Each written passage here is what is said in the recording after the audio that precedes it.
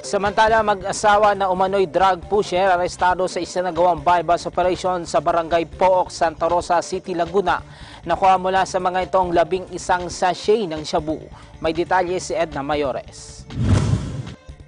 Arestado ang mag-asawang tulak ng droga sa isinagawang bypass operation sa Amihan Subdivision, Barangay Pook, Santa Rosa City, Laguna.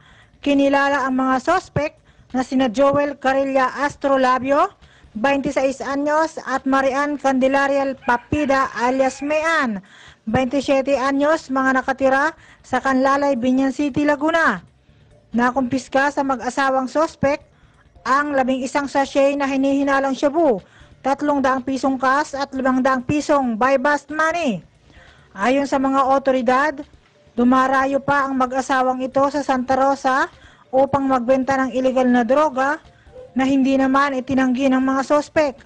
Abot-abot ang pagsisisi at hindi matigil sa pag-iyak ang babaeng sospek matapos maaresto ang mga ito.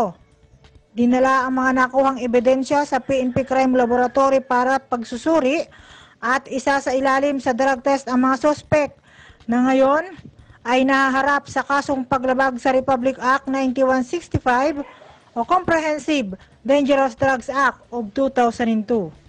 Mula sa Laguna, kasama si Ronalyn Mayores para sa Eagle News. Edna Mayores, we are one with 25.